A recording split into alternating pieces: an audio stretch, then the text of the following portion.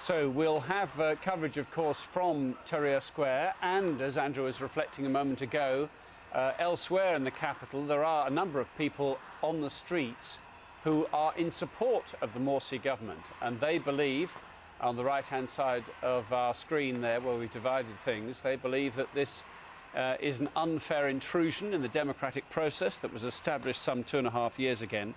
The army is expected to make some kind of statement, and I am just reading that according to one source I'm seeing here, which I believe is a news agency source, an Egypt political roadmap is to be announced by the Sheikh of Al-Azhar, and that is going to, the head of the Coptic Church and the opposition leader, El Baradei. State media are just saying that. I think we've re-established connection with Andrew. Let me hand it back to him.